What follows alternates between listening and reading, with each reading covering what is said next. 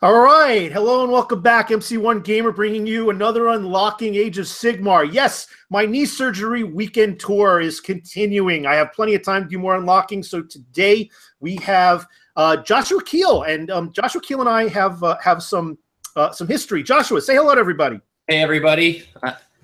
I'm Josh. Josh is a local and regional player that I've met up with a couple of times, and he's a Khorne player, but he's also a really good list builder. And I really wanted to bring you on the show, Josh, because I wanted to talk specifically about Khorne. We had a little bit of history at a regional event where you had to leave early, but we were ready to kind of smash face in the finals with your Khorne list and my undead list. And I kind of look at it as the end of of Rocky 3. Where Rocky Balboa and the former champ, were like, all right, we're going to go to the basement, man. We got our own ring, and we're going to go duke it out, because we haven't done that. We haven't been able to do that. We had a really good list against one another too. Yeah. I had some units that like hard countered you really hard, like Scarbrand, and you had some stuff that was just really countering a lot of my units, like Bloodletters and whatnot. So it was going to be an awesome game. Yeah. It's just, we had a medical issue and I couldn't play. That's okay. You had to be there for a friend. I realized that I had a debuff list that was going to very much reduce that. Now, mind you, I played a list just like yours at Holy Wars out in the Chicago area, and it was a bloodbath in the best possible way. So I had experience knowing what to deal to go into that, but it would have been a glorious fight. And it's unfortunate we didn't get a chance to do it, but I know that we're going to meet again on the tournament scene. But again, one of the reasons why we kind of clicked is because we have that banter about list building and about how we think about trying to build lists, and I respect the way you think, and you don't just jump on simple bandwagons, but you're a number cruncher, and that's what a lot of these people in the competitive community are also. So we're going to talk about Khorne today, and you've got some non-standard stuff, and we're talking about Khorne in a different way than normal. One of the things that we've been seeing, and this is especially recently, we saw that Blackout, I believe, the winner was a Khorne murder host. And I think it was Khorne Murder Host with from the Grand Alliance perspective. But Murder Host is one of those upper tier lists that allows you for one drop and is really, everybody's looking for what the new meta is going to be. And this is a really exciting time with Age of Sigmar's new General's Handbook, because with allies and with a lot of the new allegiance rules and a lot of other things, we don't really know what's going to happen even 6 months down the road. We got to kind of get an idea. We can prognosticate, we can number crunch, we can list build and math hammer, but it's really going to wait till the dice hit on the table. But a lot of people keep talking about Murder Host, and I wanted your take on Murder Host, because amazingly enough, none of your 3 lists today have Murder Host. So I really like Murder Host, and I tried hard to fit it in, but it doesn't make sense for a lot of reasons. Sometimes it just wins. You get really high dice rolls, and you're able to cross the field and just engage your opponent in every way possible, and it's awesome, and you do a great job. But there are a lot of lists out there that are pretty popular, like the Free People list. Just destroys Murder Host with the handgunners. And with the free charge. And the free charge. Oh, that list destroys Murder Host, and I have a feeling like we're going to see a lot of that in GH 2017. The list nearly builds itself. I mean, the handgunner list, there's only like 400 some odd points on the tail end of it that you can play with. Oh, in terms of allies? Yeah, outside the battalions and whatnot. Right.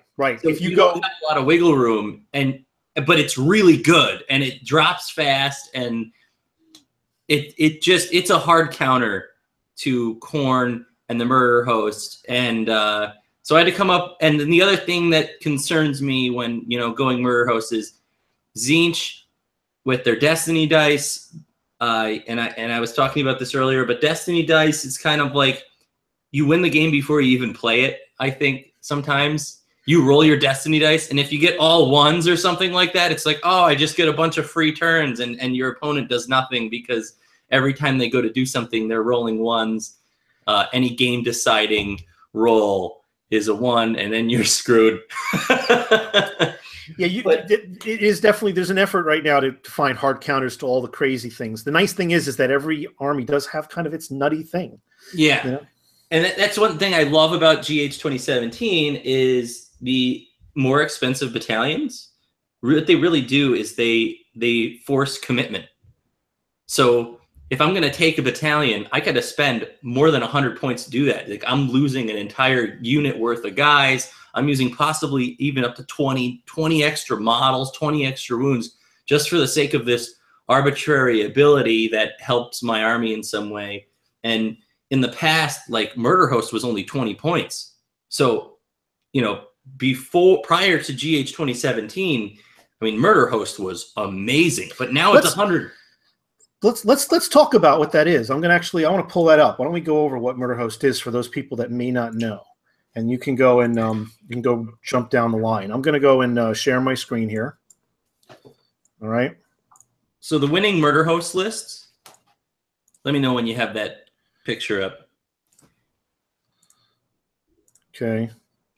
There we go. All right. How's that? So how's that for a nice smooth transition? Yeah. So typically what you'll do with a Murder Host list is you'll run 8 units of Bloodletters / Fleshhounds, because Fleshhounds are actually really good. They're a little bit worse than Skull Crushers or Blood Crushers, but they're just as fast and they deal a reasonable amount of damage. So you usually run about maybe 15 to 10 Fleshhounds because they're cheaper than a Bloodletter unit now. Bloodletter units cost 110, and you'll run about 120 total Bloodletters and at least 3 units of 30. And so at the beginning of setup, and this is one of the things I actually don't like about the Murder Host, is it doesn't matter whose turn it is. Your opponent could be going first. So if your opponent gets to go first, you waste that initial first turn 2d6 in a lot of cases, because if you use it, they'll be able to charge you first, and Bloodletters are pretty they're glass cannons, so they'll die pretty quick. So you almost don't want to move them too far up the field on the first turn if your opponent goes second. But the only way your opponent's going to go second is if they outdrop you. Or sorry, if they go first. If your opponent goes first, right, you don't want to use your 2d6 movement because they're just going to ram you. So there's ways to counter that. This is potentially a 1-drop army. Oh yes, with the full Murder Host, you could do 1-drop, but then it's like, then you're not getting the Blood Secretor then. That's true. That is true. But you can go 2-drop and still kind of play the game of chicken, because there's a lot of lists now, because of the synergies and because of the way the sub-factions are working, where people are taking those extra things in as allies. So maybe they're going 2 or 3-drop. But if you go 1-drop Murder Host, then which just, if everybody can look at this, you're basically taking 1 hero. You're taking probably a Bloodthirster. Maybe you might take an Exalted if you're really crazy, or even you could take Scarbrand as that Bloodletter hero too, right? No, well, Bloodletter heroes have to be the Skull Taker, the Bloodletter, the Herald on the oh gosh, I can't remember his name off the top of my head. He's riding a Skull Crusher. Oh, I know he's like a Blood Crusher Herald. Oh, okay, yes, and then you've got the Skull Taker and then the regular Herald. So you got those 3 heroes. You have to take them. They're kind of a tax hero. So you're not gonna go do this as a 1-drop, because you're not gonna not take a Bloodthirster, really? Are you? Come on, almost have to take. You have to take a Bloodthirster because you could take the Throne, the Skull Throne, but you have to take the Wrath of Khorne Bloodthirster, because what he does is he lets you run and charge in the same turn. Right. Yes, that's exactly, because you want to be able to get across the table as quickly as possible. So that synergy is phenomenal. So with a full Murder Host, you're probably doing maybe a 2 or 3-drop with the extra things you need added on, but you're still taking advantage of just basically this outrageous, incredible move across the field.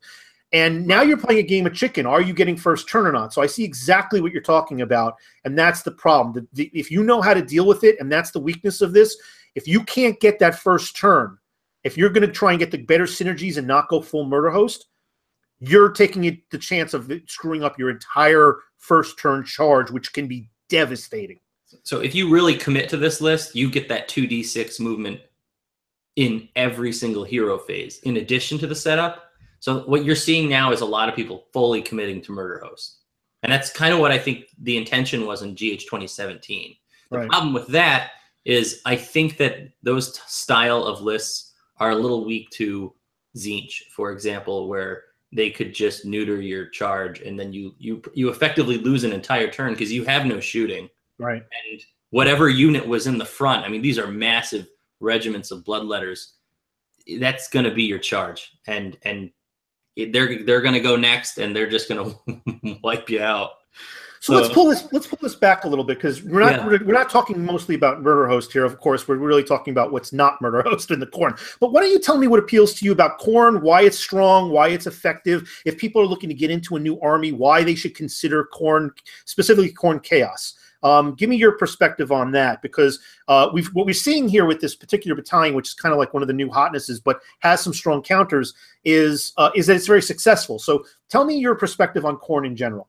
Khorne in general, Khorne is all about hitting hard, mega, ultra, alpha strikes in most cases.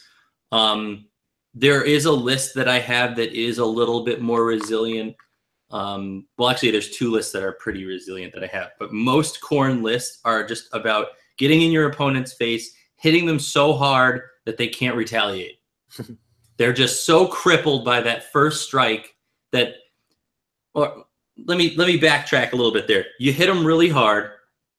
They have to deal with that unit that engaged with them because it's so lethal that if they don't kill it off, they're just going to lose the game. And in most cases, that unit has wiped out whatever was in front of it. So you don't really get a chance to retaliate on the turn it attacked you. So on your turn, the intention is to make you spend your turn engaging that unit that faced you. And then when it comes back to the Khorne player's turn, send another rush at your opponent to just do it again and just keep doing it and keep your opponent in one place, keep them engaged while you capture objectives and just wipe them out. That's really the intention of Murder Host. So, one of the successful elements of AOS is being able to cover as many of the different, and this is the same thing that was the case with Warhammer Fantasy and with any of these types of games, being able to participate in as many of the phases as possible and dominate in at least one of them. Compete in all of them, but dominate in one of them.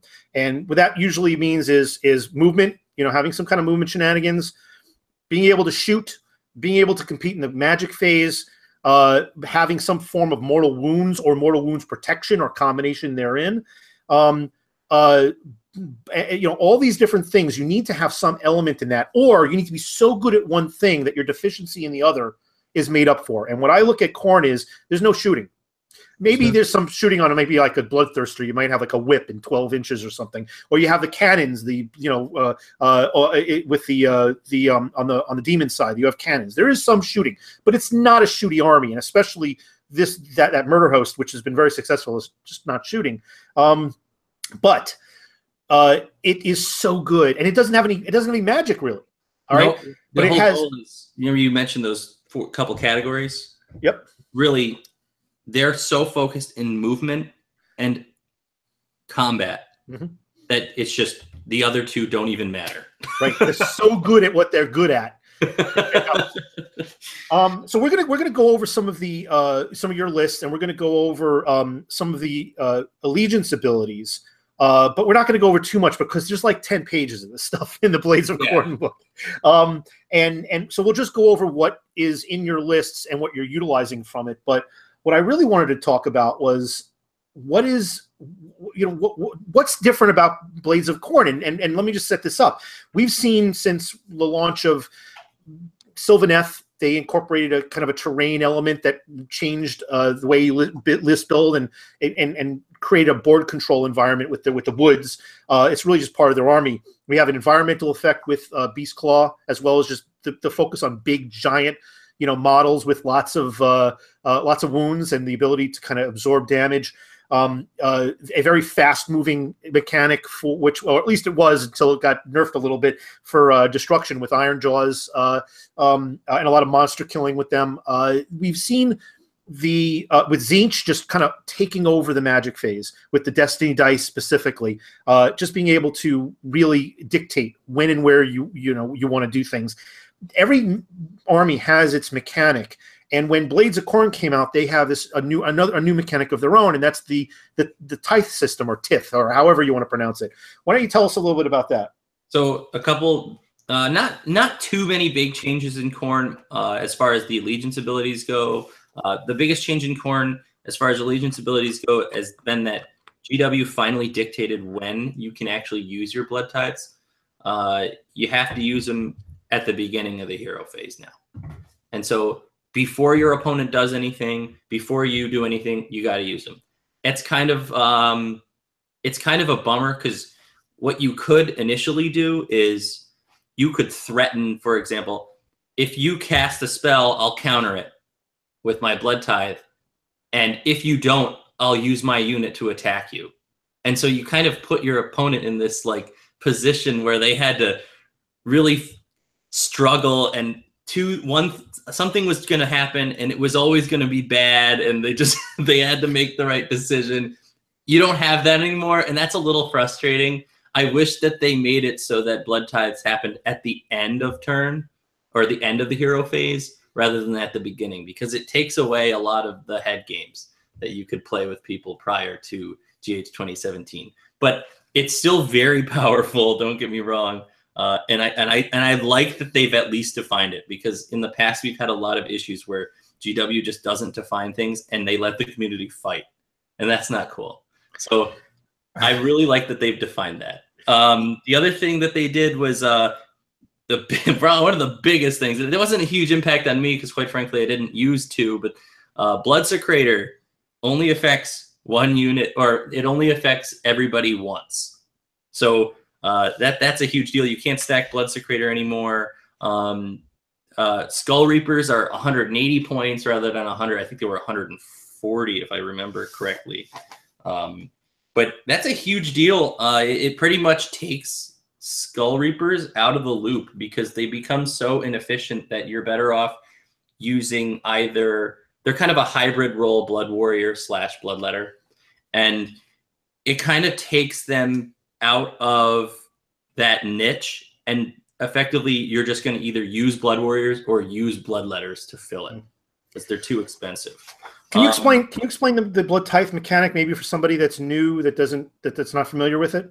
Sure. Because you talked really interestingly about how the shenanigans you could have played before they changed it, but it is a different mechanic that is unique to Blades of Khorne specifically. Which, by the way, Blades of Khorne is encompassing kind of like 2 different armies that has been united, which is Demons of Khorne and what was it, Khorne Bloodbound? Yes. Unfortunately, the app hasn't been updated yet. It still reflects those as if they're 2 separate entities, but they are one united army under that battle tome. So yes, can you give us the rundown, the basics from a layman about what the blood tithe does and how you can use it? So whenever a unit dies, you accumulate blood tithes, and you can, at the beginning of a hero phase, spend blood tithes to get an ability from a table. The last ability is pretty useless in match play, since it involves summoning, and for the most part, when you're playing Khorne, you just want everything on the table and you want to hit somebody real hard. But the 7, the 1 through 7, are actually quite good. Specifically, the 3rd one, which allows you to gain additional movement, Murder Lust, and Brass Skull Meteor is also very powerful. Number 5 is also very powerful as well. Apocalyptic Frenzy, which allows you to pile in and make an attack in a hero phase. So if you can imagine, in my opponent's hero phase, I can spend 3 to charge, or I can spend 5 to attack, pile in an attack. That's actually been reworded. The unit has to be within 3 inches now of an enemy unit to pile in an attack, the unit I choose. So all this stuff is really good. Another thing that's affected this blood tithe table is everyone's taking these massive regiments now. So the blood tithe table is actually a lot worse than it used to be, because you don't see a lot of people doing minimum unit size anymore. before I would kill like 4 or 5 units on the first turn because it was just a bunch of units of 10. And now you'll see one giant unit in a battle line, you know, kind of shielding the meat of my opponent's army, and I'll hit that, I'll kill it, but I'll only get 1. And in GH 2016, I could retreat after I killed all his guys and pull back a little bit and force them to come at me.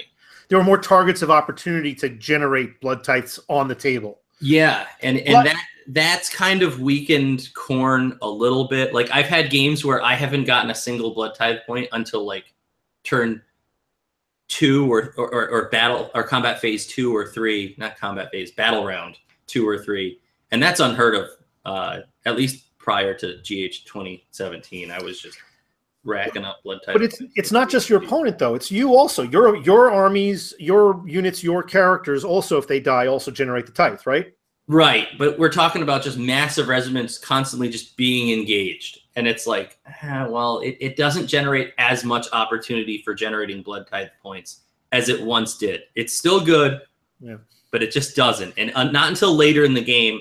And later in the game, all of a sudden, you have this like sudden surge where all the units have been beaten up to the point where they're kind of small, and you start to see them die off. And that's when you score a bunch of points. The meta has changed, though, so we're seeing a move towards, not in all cases, but there's definitely a reward to having larger units, so that definitely has an impact. That's exactly what you're saying. But there's also rewards on a lot of scenarios that late-game capturing of objectives are very much paying off. So that late-game surge for Khorne could be a big thing, but of course you got to finish the games. Right, and that's one of the things, like Khorne, like I typically, when I've won the game, I have nothing left. Like, it's been a complete bloodbath, and I've managed to keep the objectives that I needed to through the first 4 turns. And by turn 5, you know, my opponent might even have more units than me. It just doesn't matter because I've holed them up in one location for so long and engaged them for so long that they don't have the time, and I got it. Khorne does not care from where the blood flows. Right. All right, so let's go ahead and take a look at your list. Anyway, any other information you want to share about Khorne, about these, about not, well, we're going to get to the list, but in general about the army, about the play, and about how this fits into the meta, about Khorne in general and this play style fits into the meta before we actually pull up the lists. So the 2 other huge updates I want to talk about in my lists, because I built lists because they exist. So we can move forward from there. Most of the artifacts in Khorne, I mean, let's face it, there's like 25 or 20. There's more than 30 artifacts. There's 8 pages. There's so many artifacts, but most of them are they're just fun. Yeah. You know, they have fun names. But other things are way better, and I've included almost all of the really good artifacts in my list. So we'll talk about them then. All right, so I'm going to go ahead and pull that up, and we'll go ahead and I'm going to jump in. I have all the screens for the adornments, for artifacts, for trophies, for everything. When we get to that, I'll be shifting over the screen to that stuff while you're discussing it. But we're going to go ahead and start off first with your list. And here, let me just go pull this up. We'll see if I can do this without giving everybody a headache again. Is this the hybrid one? The demons? No, we're going to start off with your. There we go. We're going to start off with. Let's see. Skull Crushers. No. That's the dessert. That's dessert. Oh, okay. We're going to start off with the appetizer, the main course, and then the dessert. So this is a really balanced bloodletter list, and this is. I used to take Gore Pilgrims and Murder Host, but since that costs an additional 200 points now, you're really forced to just take one or the other. The other thing is Tzeentch is a pretty common choice right now in the meta, so you have to play to the meta. Anytime you build a list, you got to play to the meta.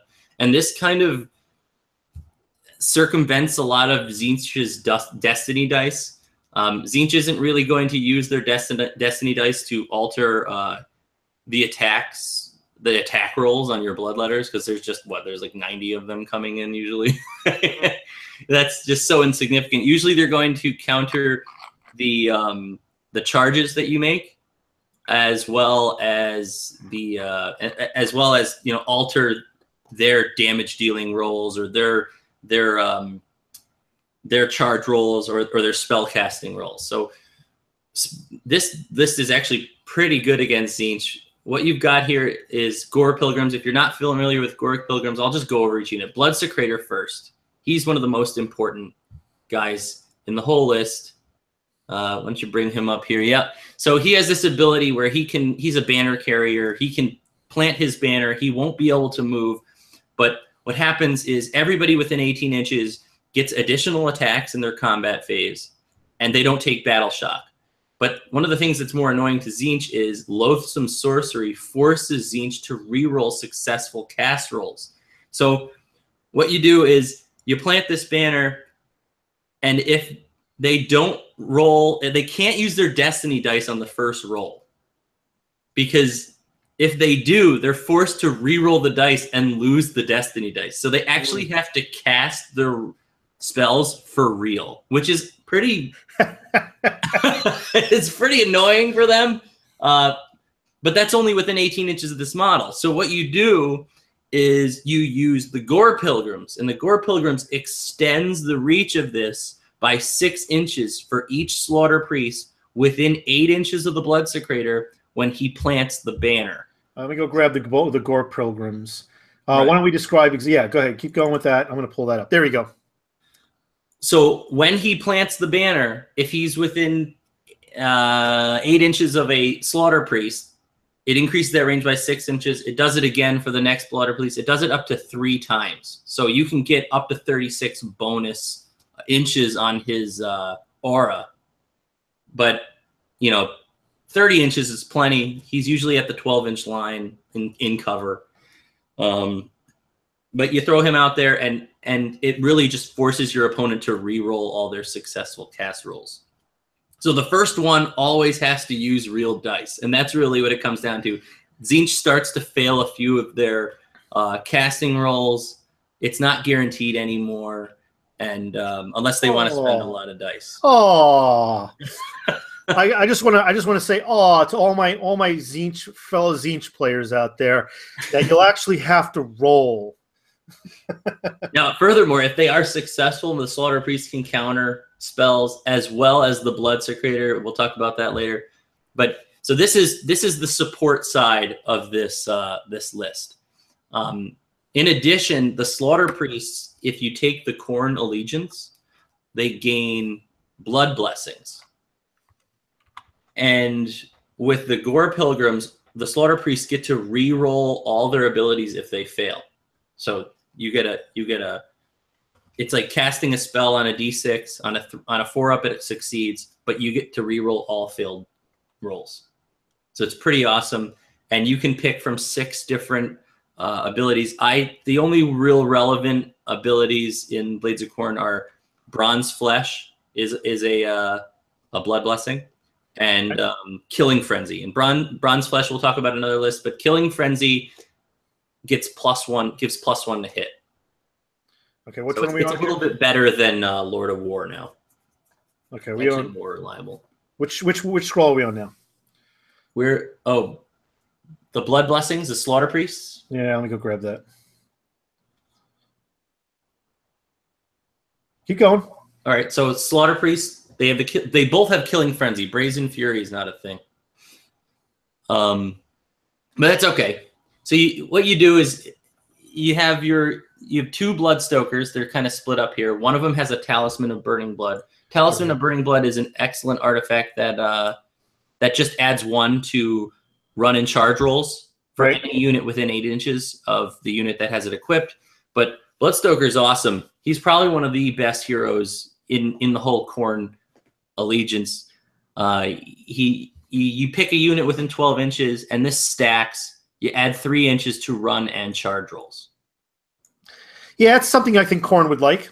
Yeah. Oh, it's excellent. I don't run more than 1 in other lists, but in this list you need 2. And so let's move on to the Wrath of Khorne Bloodthirster. He's really just for increasing charge rolls and run rolls. Just? That's it.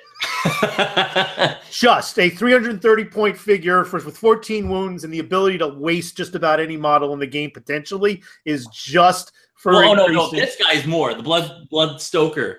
Okay. Just 80 points of speed. Okay. I thought you were saying about this bloodthirster. All right. This guy's awesome.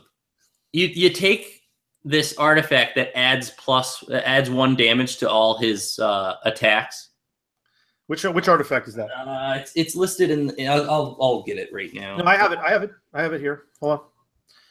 What did you give him? You gave him the immense power. The command trait, immense power. So yeah, yes. Here's 1 damage to all the things. To all the things. he'll attack. 7 times usually. He's always going to be within 30 inches of the.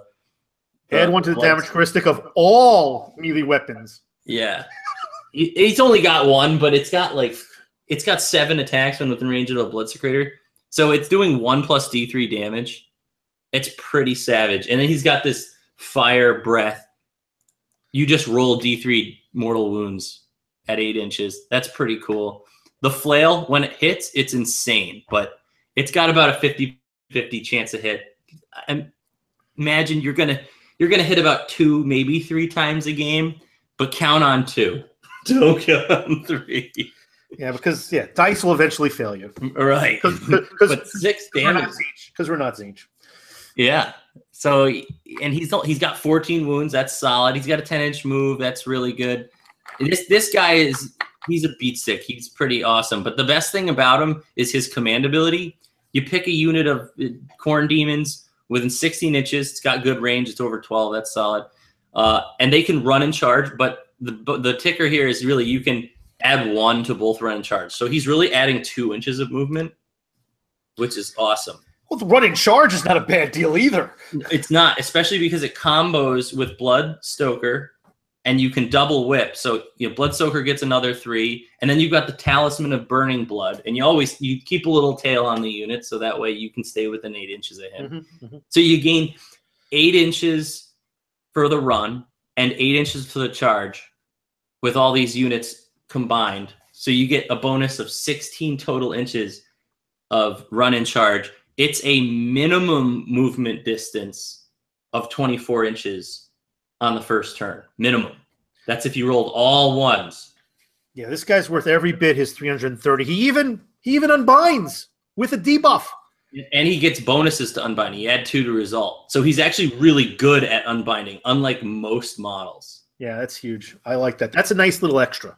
Yeah. Oh. And let's also realize he's going to be up close and personal, so it's pretty likely he's going to get within the 18-inch range to do the unbind. Right. You're going to move him as far as you can in the first turn on a run roll, because what you want to do is you want to keep him within range of all those Bloodletters that are up in front, because he has the Crimson Crown. He wears the Crimson. I'm actually debating painting a Crimson Crown on my Bloodthirster. So the Crimson Crown, let me go pull that up.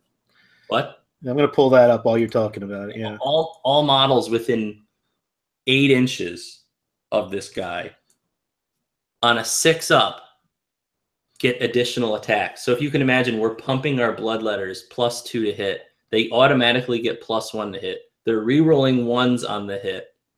They're moving 24 inches minimum. Maximum, they are moving an additional 15. They're usually going to be generating extra attacks on 4s, because usually one of your Slaughter Priests is going to fail to cast. But a lot of times you'll get 2. Yeah, but it's nice to get that redundancy, to have a backup. Now, this is a big thing. So initially it said each hit roll of 6 you make.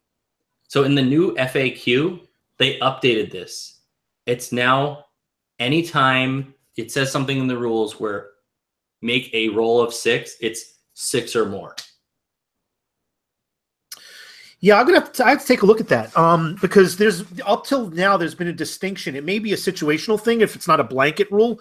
There's been a situational thing where if it says on a 6 on a roll of 6, it's a static, but on a 6 or more, it can be modified. If what they're saying is that every reference of a roll of 6 can be modified, that changes a lot of things. It does. If you look at the FAQ, it's for the general rules. It's a general rule. It's a general in. I did not see that. Okay. how do abilities which trigger on a roll of 6 interact with modifiers?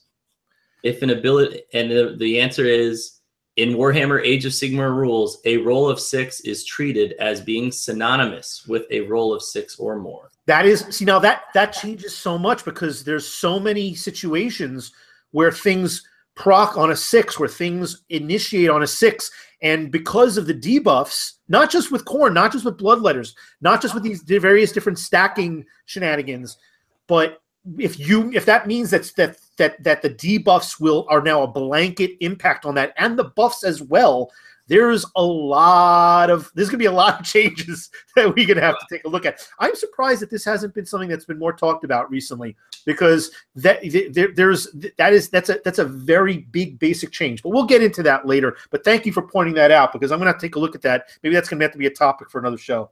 Yeah, well, it makes that particular ability very good. Otherwise, you'd have to be like, well, I got +2 to hit, so, or you do it before modifiers, or you'd have to figure it all out. It'd be a big pain in the butt.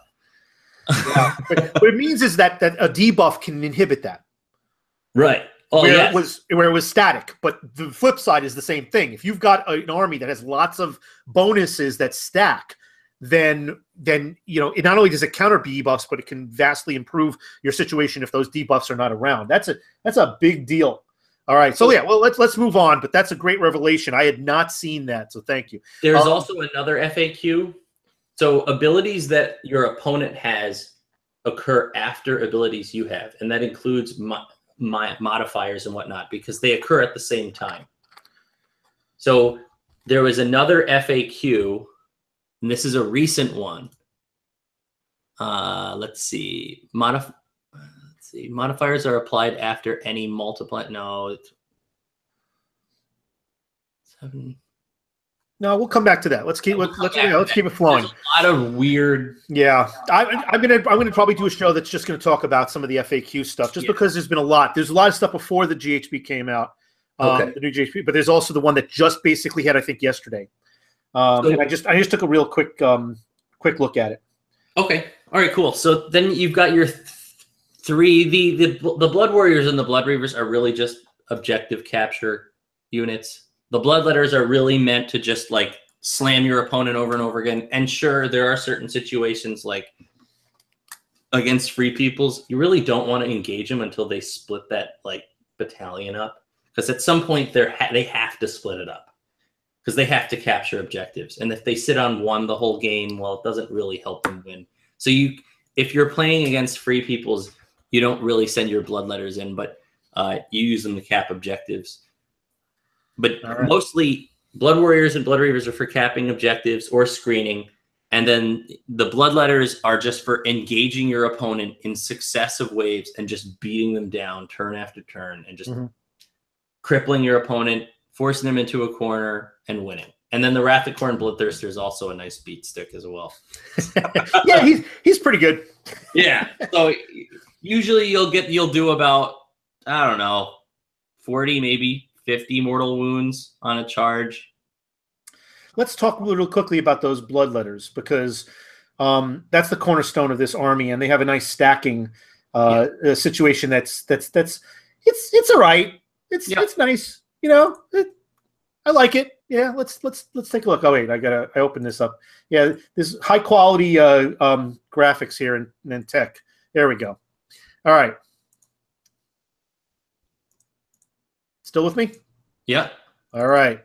Zoom in there. This is kind of one of the cornerstones of your army, of the Khorne army, the Khorne Demon army, or this kind of Khorne list. What makes a lot of people talk about this stuff, but not everybody knows what they're dealing with. They may not have faced this. Maybe they're just getting into AOS, or maybe they're just looking to get into the competitive scene. Why is this so scary? So Decapitating Blow is really why it's so scary, and then combining that with Murderous Tide, which you know, and Locus of Fury, that all of them combined makes them serious. So Decapitating Blow. All this is anytime you roll a hit roll of 6 or more, you deal a mortal wound every time.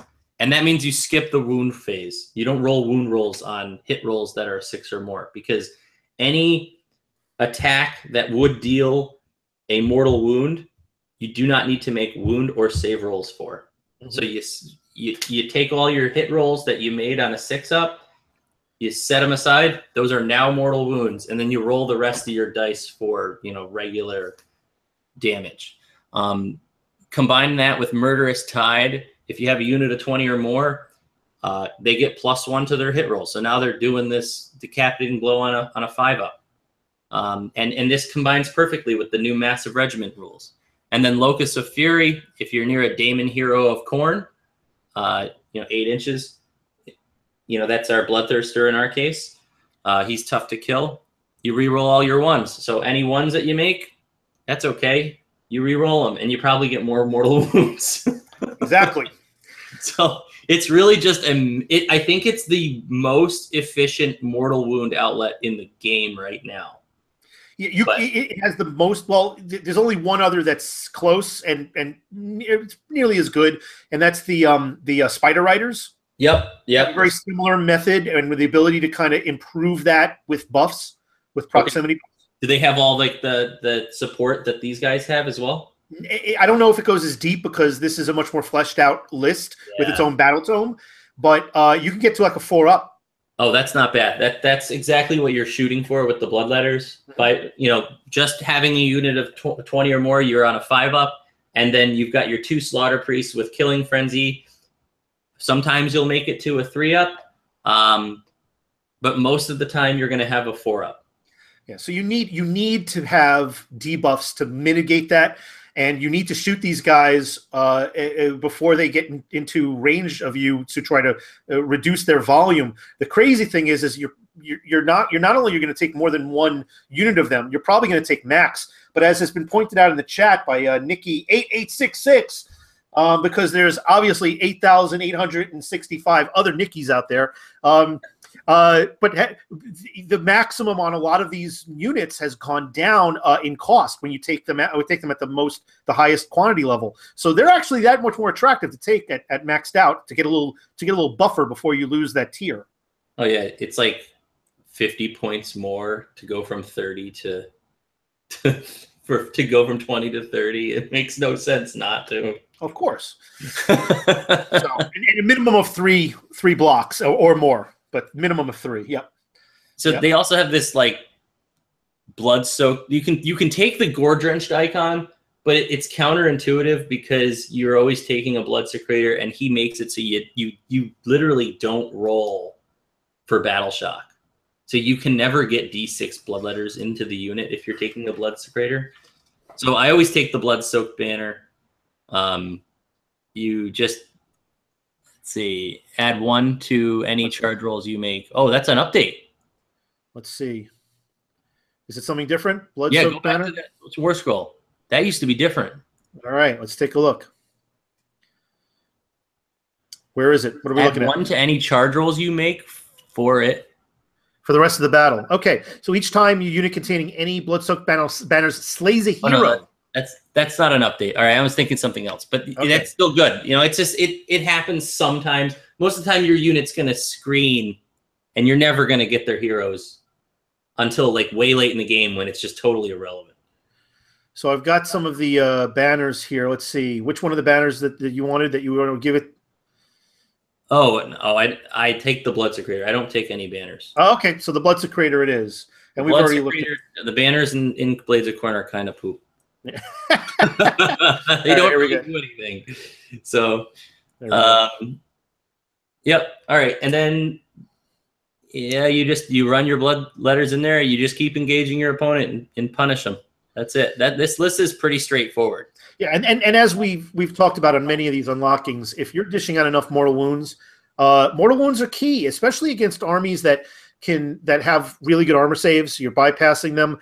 There are some armies that can defend against mortal wounds, like death, for example, like a lot of demon armies. But that's been mitigated a lot. It's been reduced a lot.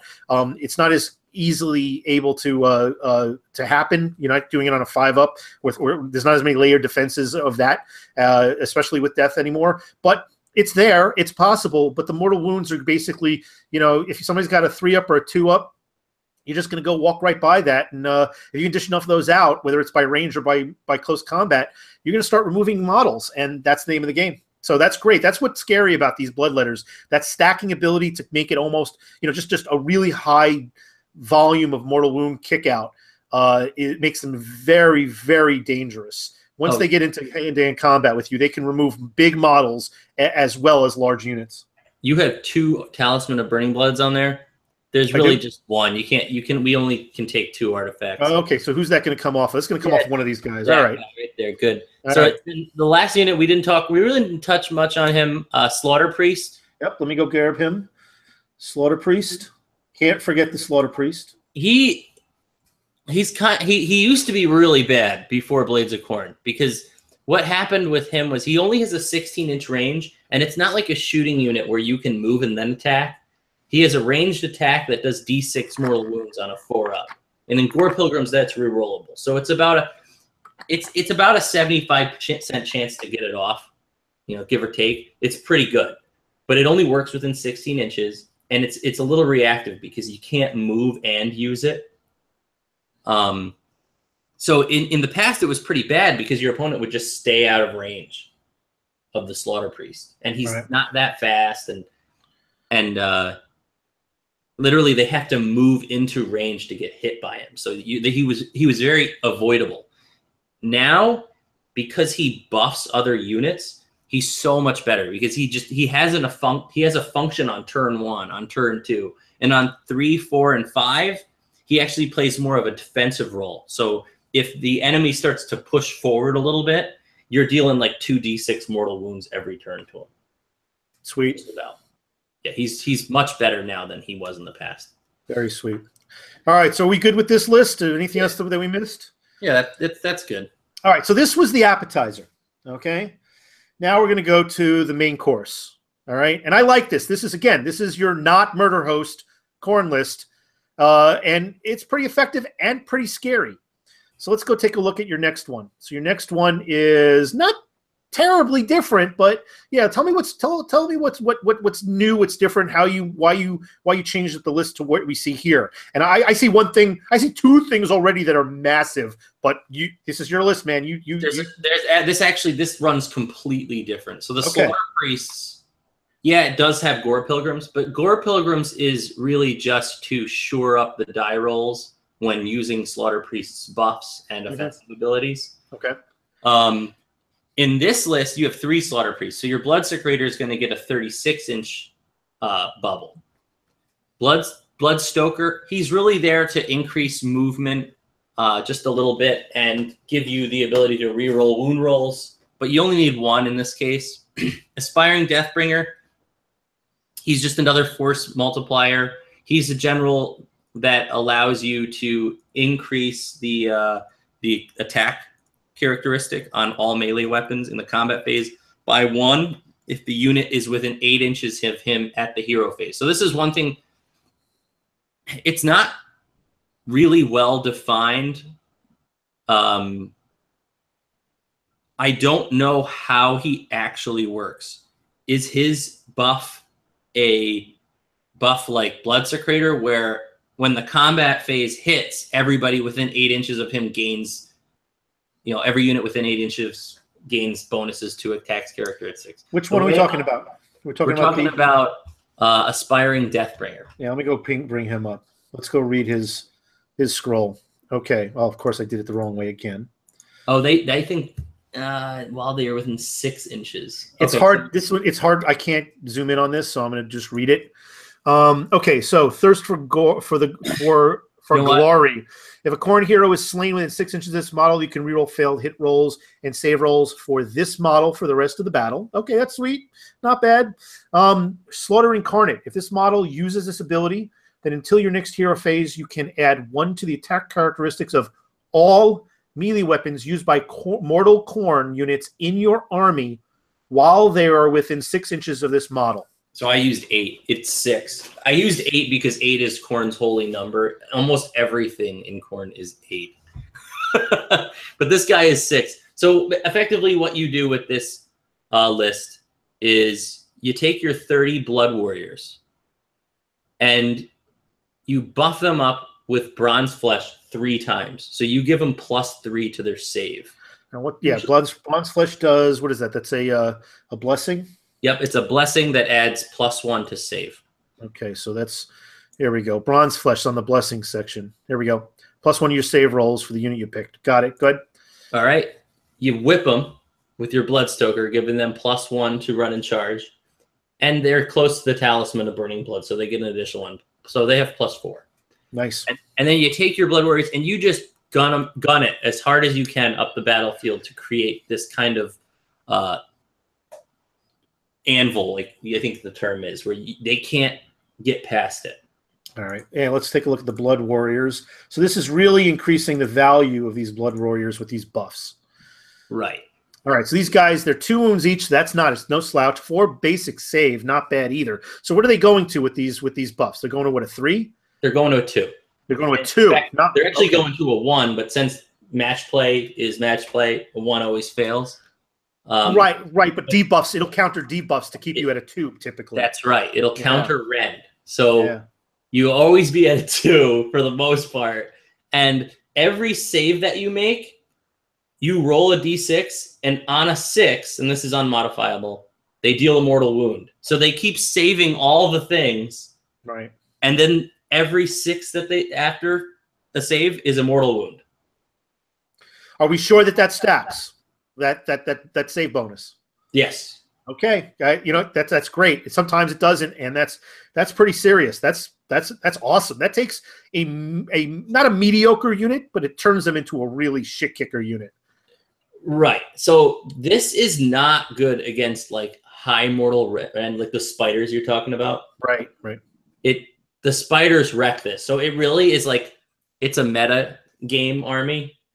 If your meta doesn't have a lot of like these, you know, like my Bloodletter list, if you don't have a ton of mortal wound output, this thing can just like grind up the field. And that's one of the things you just need in the game. You need things that can dish mortal wounds.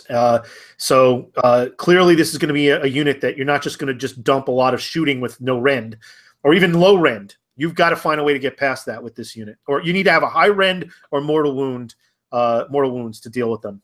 And even high rend, it's like they still get what, a 3-up save on -2 rend. So yeah, that's pretty scary. And a lot of these artillery pieces are -2. It's very rare to get a -3, but -2, yeah, this is they can stick in there. So you've got to bypass it somehow. Absolutely. Right. And effectively you create this wall in front of all the objectives, and meanwhile you take your Korgoraths. And wait, let me pull those up. Korgoraths are so much better now. They're so nasty. And what's the biggest change for the Korgorath? 80. They're 80 points instead of 100. It's not just that, but that's one of them. And then they get 2 damage per swing. But that was a change in Blades of Khorne. They're super powerful. They're actually better damage, aren't they? Yeah, now they're not 1 damage anymore. They're 2 damage now.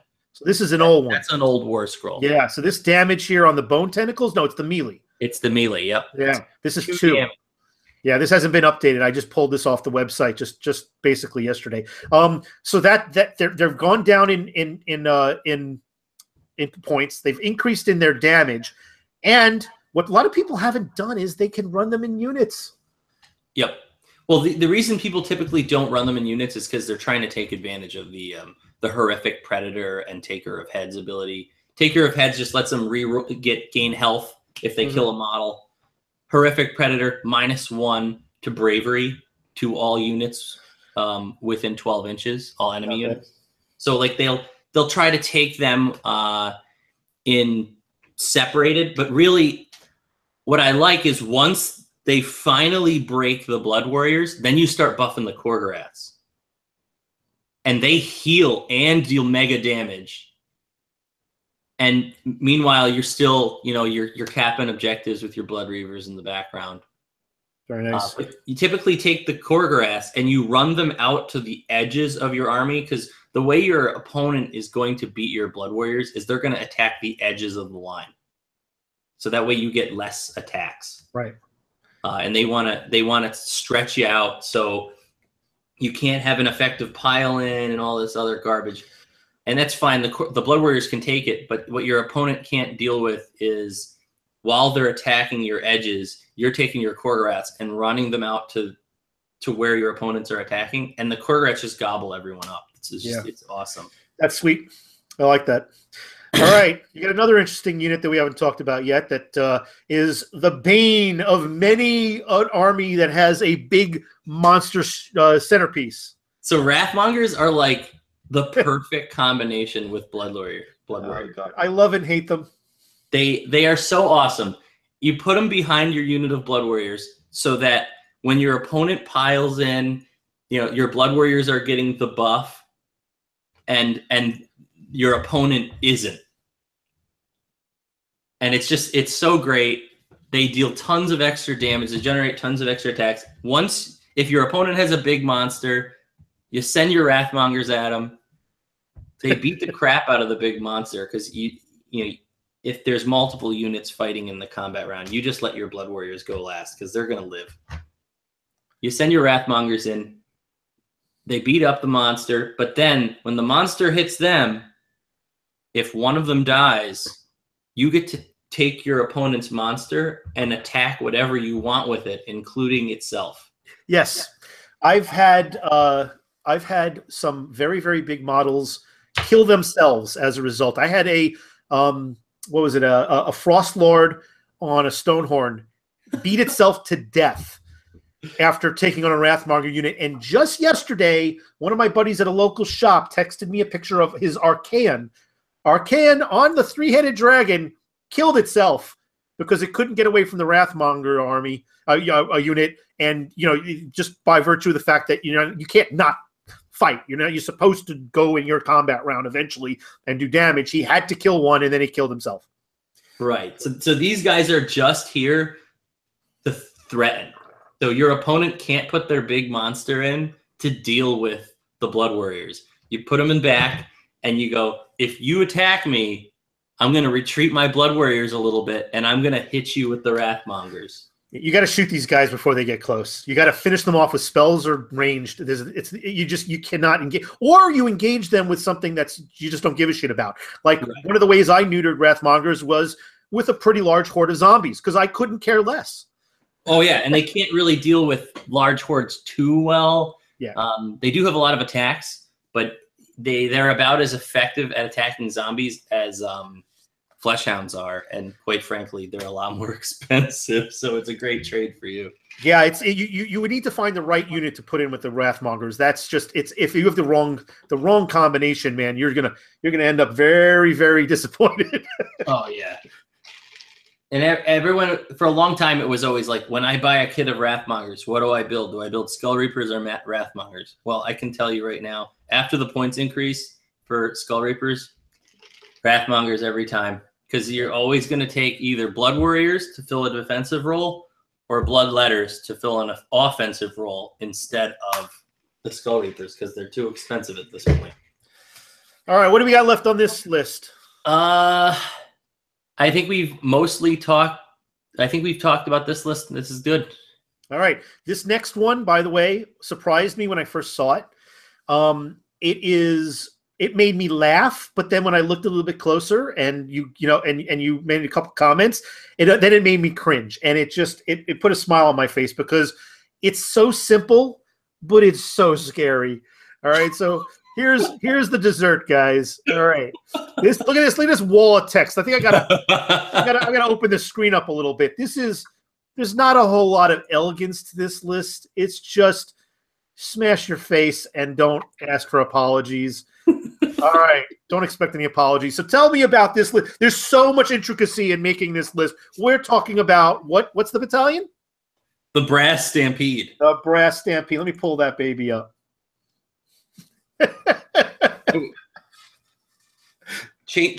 Get rid of one of the units of 3 and change one of the units of 3 to a 6. Okay, all right. I'll do that when we come back. I thought it was 8 units of Skull Crushers. It's only 7. So, all right, but that's even better.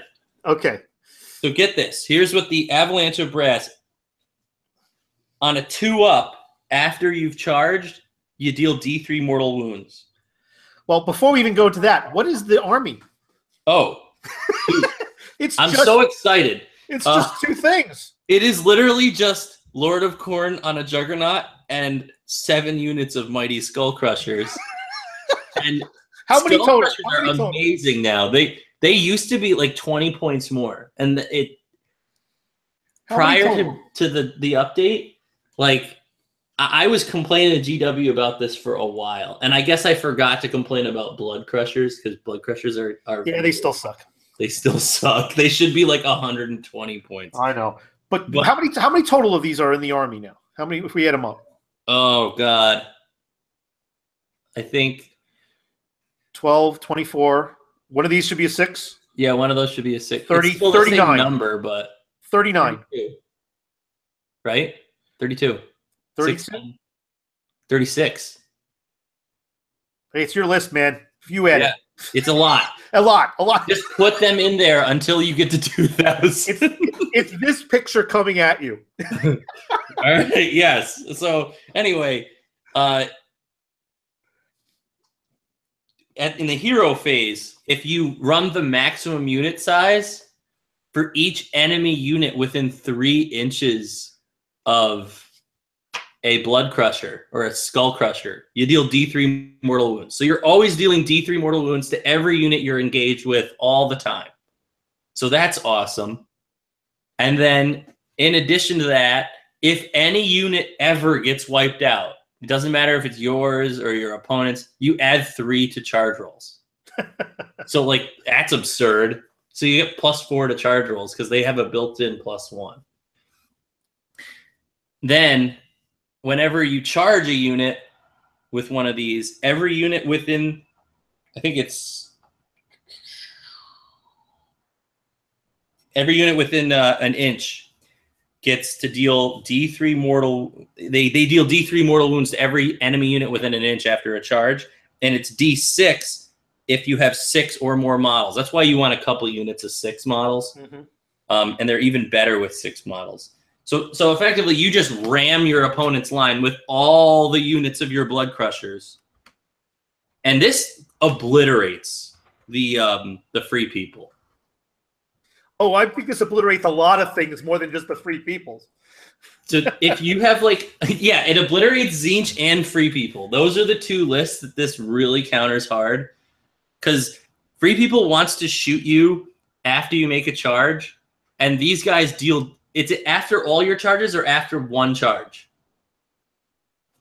I don't remember. Free people's actually, with their reaction, it shoots you before you actually start the charge. It's a reaction.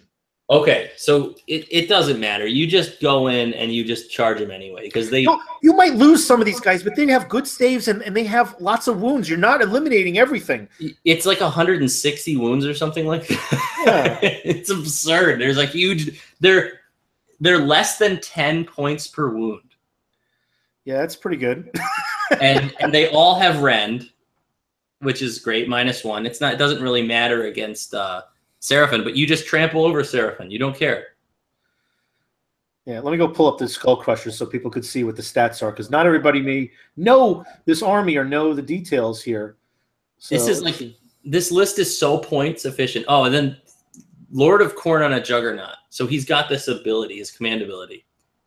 He gives +1 to wound rolls if you make a charge that turn for 3 units and himself. And then you've got this artifact called Gore Cleaver. Now, initially, Gore Cleaver is one of those. It adds -1 rend, and then on a 6, it does mortal wounds instead of regular damage if on a 6 for a wound roll. So prior to the new FAQ, you had to actually get a 6. Now it's on a 6 or more. So now his command ability buffs his wound roll, and he's able to do 3 mortal wounds on a wound roll of 5 or more. He's nasty. All right, let's see. So this is the regular Skull Crusher. Yeah, that's just 1. That's just one. And we're talking about 6 in a unit, typically, maybe 3 for some of the smaller units. They're kicking out some pretty good damage. There's not a whole lot of rend here, but it's all in this stuff here. Well, each one does. You use the blood glaives every time, right? And then beyond all this stuff, where it's doing, you know, it's got the brass clad shield, so it can defend itself against wounds and mortal wounds. It's got a layered attack against standard wounds. If it does, the murderous charge just by basically its own ability can kick out mortal wounds. The brass stampede makes that even worse. This is just a wall of death. This reminds, when I think of what, 36 of these guys running down the length of the board, I think of maybe the charge where the Riders of Rohan charged in, and the the fields outside of the White City, and they just like walked right over everything they ran over. But the difference is, and this was mentioned in the chat, and this is something that's a good point, is how are these guys going to win with some objectives? And the reason why I say this is because this is a really cool and a wonderful shit kicker type of a list, but you've got only one character. You don't have any behemoths, no monsters for the potential there. Which that's not, you're not. There's one mission where you can score with a behemoth, but you can score with a hero as well. So you don't have any of that. You don't have any units that are 20 or more to actually override secure objectives. You don't. The thing is, you're not going to win this with this army based on taking objectives and holding them. The way you're going to win with this army is obliterating your opponent and scoring just by default because there's nobody else. There's nobody in front of you. Right. It actually makes your some of your, like, there's like the blood tithe, 3 blood tithe points. You make a charge in a hero phase. So you can actually, like, oh, my opponent's going to do some things on their turn. Well, I'll just use my blood tithe points and I'll make a charge against a unit that I don't want to move and deal D6 mortal wounds or D3 mortal wounds. Like, there's all sorts of like cool things you can do with this list to just kill your opponent more. And that's all it's about. It's just, you just want to wipe your opponent off the map. You got 8 units here. They're all battle line. They're all going to wipe out small battle line units. They're very points efficient. I've never had a problem taking my brass stampede and just like turn after turn. Like, I could run into like 3 or 4 units and they all just get killed. You're dealing D3 D3 mortal wounds to a unit of 20 or even 30 models. It's usually enough to cripple it to the point where when you attack, they're just going down. So yeah, that's the fun one. Definitely, I think there's challenges in terms of succeeding in a tournament setting with the scenarios, but it's just so powerful that I'd love to see that. I'd love to see it work. I'd love to try it. But you've got the challenge, of course, is you've got to have all those models for that gimmicky army. Now, I got to ask. It's a nice list. I know you're insane. You're nuts like me. When I get stuff, I get all the minis. You know, I have 2 of those lists built. I'm working on the Skull Crushers. Oh, okay. I have 2 of all. I have 2 of 3. I have 9 of my Skull Crushers painted and built, and they all are painted and modified, so they're women. Oh, even better. All right. I can appreciate that. All right, equal time. It's definitely hobby torture for sure. Well, Bloodletters in general are hobby torture. My son. I've got a whole bunch of credit from a bunch of tournament wins, as well as a couple of other things that I have credit for. And I said to my son, I said, you know what? You want an army? You're going to have to paint it. I'll help you. Of course, I'm going to paint it. But what would you like? And I thought, I didn't know I thought he was going to go for Seraphon, which is what I'm going to get next. And I was just so surprised that he picked the demons. He wants Bloodletters. He wants a big bloodthirster. I'm like, all right, buddy, no problem. And but then everybody starts telling me, oh, it is a pain to clean up all those Bloodletters. The hobby aspect of it is going to torture you. And you know what? I've been down this. I've been through the crucible. 300 zombies, all converted. 200. Well, actually, it's more like 100 skeletons, and I sold a bunch of skeletons off. But 100 skeletons, all converted. Yeah. Well, I'm not worried. It's And what I like about GH 2017, and I know that guy was commenting on, how do you win with this list? Every single list you build, it's so hard to build a perfectly balanced list. You aren't going to get that mixed destruction list anymore. The one they had with the Grots and the Fanatics and the perfect combination of stuff. Like, that's not going to happen anymore. But people figured that out right after that happened anyway, Well, it's just the way that they want this game to be played, and I think they're going to push it further and further in that direction, is that every army you build is going to have pitfalls. And when you go to a tournament, you basically have to play to the meta. Are all these people playing Tzeentch? If I can figure that out ahead of time, well, I'm going to build something that beats Tzeentch. And you're not going to know that going into the big events. You go to Adepticon, you go to like even Nova had 60 players with a really nice spread of representing everything, and that's a good number of people. You go to like these big events, you got to expect you're going to see a little bit of everything. You are, but you got to expect that you're mostly going to play the top tier lists, right?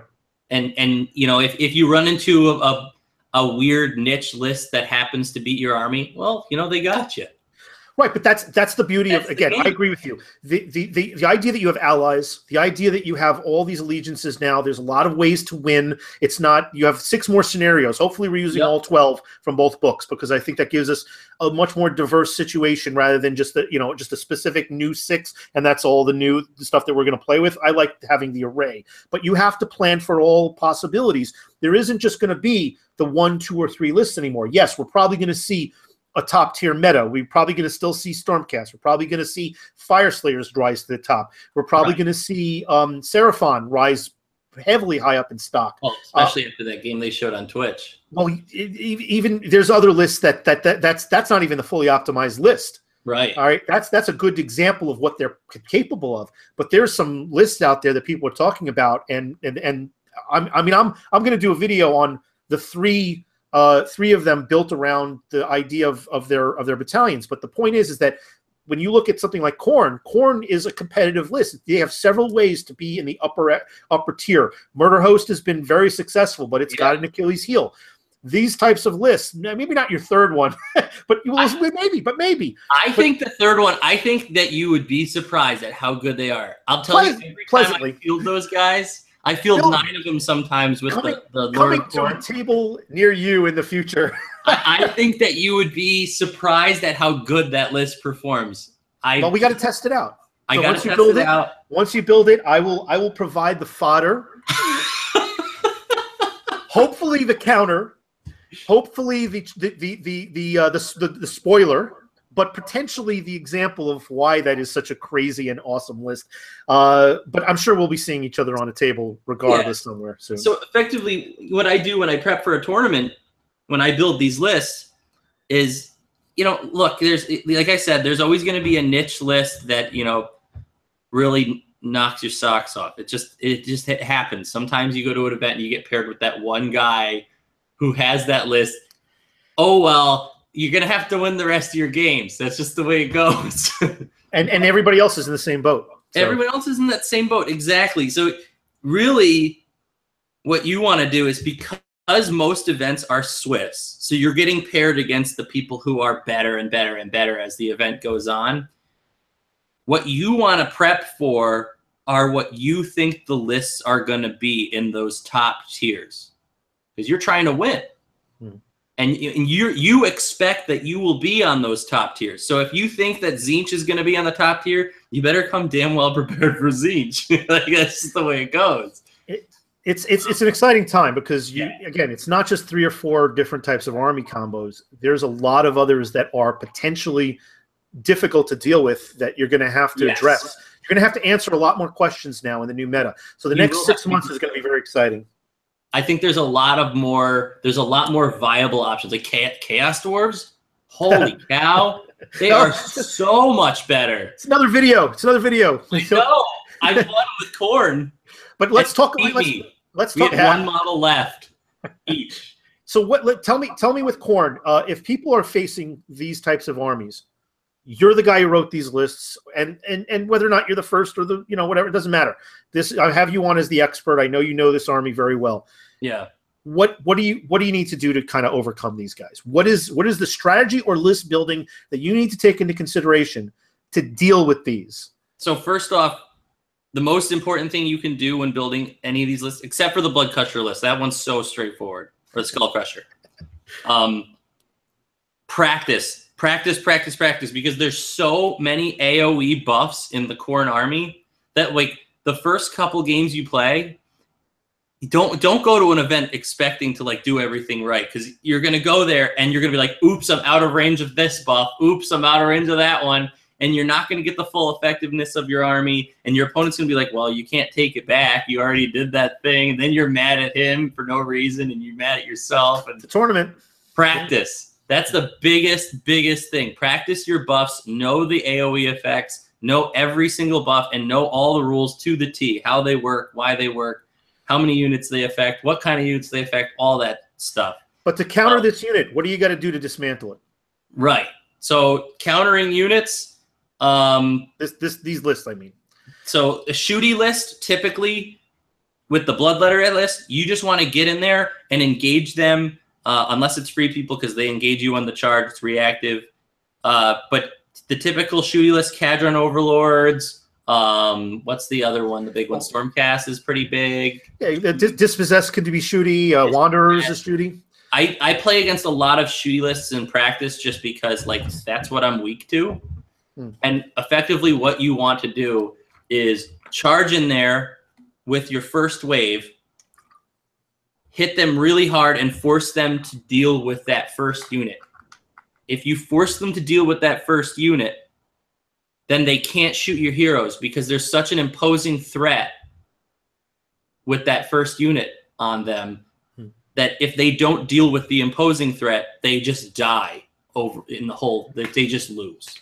Yeah. So that's really the way to face shooting armies, is get in there. If you don't get in there, you are going to lose, because with every successive battle round, they get a round of shooting. And so if you kill a shooting unit, you reduce the effectiveness of that unit by, in the first round, 80%, because it will not shoot for the other 4 turns. Yeah. On the flip side, the way to kind of break up the synergies is like what you would do with anything else. A lot of the really powerful bonuses that you get with this army are the Secrators, the Stokers. Right. If you can drop those guys, you can really reduce the effectiveness of what's left. The problem is that there's no good options. You're still going to have to face some really dangerous and very, very powerful units on the table. But you're kind of going to have to sacrifice some stuff to the Blood God while you're trying to dismantle the overlapping synergies that make this army so scary. It's not going to be a simple thing as I'm just going to delete that unit. You've got to have a tactic on how to handle Khorne when you want to if you want to take it down. So this is one of the reasons I take Gore Pilgrims, is that I can extend the reach of the Blood Secrator's buff to 30 inches. So that way I can keep him out of harm's way for shooting, and you're literally forced to deal with just waves of Bloodletters. And that's the worst case scenario for you. No, it's a hard list, whether it's Murder Host or Gore Pilgrims. You're still, it's a shit sandwich. You're gonna have to take a bite. It's just a matter of how big. And I'm taking a bite too. I got to lose my Bloodletters. It's just a total bloodbath, and it's really just about me hitting you with successive waves. Now, for melee armies like Iron Jaws, or most destruction armies against that Bloodletter list are gonna get. It's like a hard counter. Yeah. It really whomps them real hard. It really is against non-shooty Stormcast list. Forget about it. Most of their points are tied up in high saves, and Bloodletters ignore high saves. So it's just you're just going to murder them all. Sylvaneth, you're probably going to murder them all. Well, no, Sylvaneth can be very shooty and very mobile. So the thing with Sylvaneth, and I faced a Bloodletter heavy army with Sylvaneth, is you're first of all you got to hit and run and get him from range so you can reposition yourself. But the woods are going to help you too. All right. So it depends on where you position the woods, whether there's a lot of terrain that prevents you from doing that. Once you get those woods down, they can really be your friend, because let's not forget, the whole idea behind Khorne is getting to you. So if they got to get through those woods and you're repositioning yourself to other objectives, and they've got to reorganize themselves, and they have to pass through or around woods, that's going to slow them down, or that's going to help. It's going to limit them. Plus, the spells are going to awaken those woods, and that can help too. So Sylvaneth has some answers, but you've got to play. You've got to have some range, and you got to have some real good movement shenanigans. And those things have to work out well for you, because if you don't play the army right, these Khorne is going to walk right over you. I think that one of the interesting ones that doesn't work well that I think about is the new Soul Blight. The new Soul Blight is you could take allies to supplement some of your deficiencies with volume, but the idea behind Soul Blight is fast moving, hard hitting, but being able to pick and choose where you attack. But you've got Soul Blight is, if you have another army that has that kind of component that can't limit you from range, that's not easily to get away from you if it doesn't want to engage you. But their whole mission is to pick and choose when to fight. Fine, but once they get in with you, Khorne I think will sweep right through them. Yeah, I was gonna say I don't think Soul Blight would be a problem with this list. I mean, you might kill a unit of Bloodletters, but then their units are so expensive. The vampires, the Vampire Knights, is that the Blood Knights? Blood Knights. They're so expensive, and yeah, they return models, and sure, they'll be not enough. Not fast. But yeah, I'm going to deal 40, 50 mortal wounds to 2 or 3 separate units, and it's going to be goodbye. You know what would be nice as a combo? Night Haunt against these guys. Night Haunt's solid. Because Night Haunt, it has a lot of Achilles heels with Night Haunt, but the nice thing is there's a lot of good saves. They dish out mortal wounds back. I think that they would be able to blunt some of the charge, but I do feel like because they don't have any recovery stuff, they can't heal back or recover a lot of lost models. That I think that unless everything falls really well in your favor, I think these types of lists will flood right through them as well. Well, the only scary armies in the past were Free Guild and like hard counter armies were Free Guild and Beastclaw Mixed Destruction.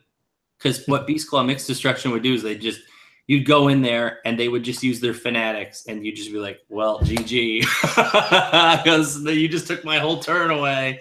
Or Tzeentch with the Skyfires, because they were fast enough to stay away and just shoot you and shoot you and shoot you. And those guys are awful just on their own. Now, like the 27 for Skyfire lists are gone. The 18s are here, but they're still bad. They're still good. I mean, bad is in a good way. I mean, yeah. Let's start wrapping this up. If you have any final thoughts, plus we're gonna talk about doing other videos. I know there's other armies. You play a lot of armies. You play just like me. You play a lot of different armies, and you play a lot of people with different armies. Any final thoughts as far as the Khorne itself and the meta?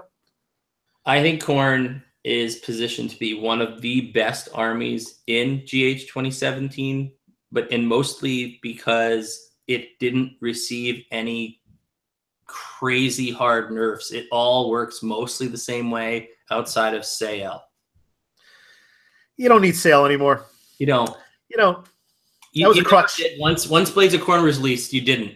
You just didn't, because there were so many ways to figure out, especially with Murder Host. But now you don't even need that. Yeah, Sael's decided that he's just hanging out with the Slaves of Darkness from now on.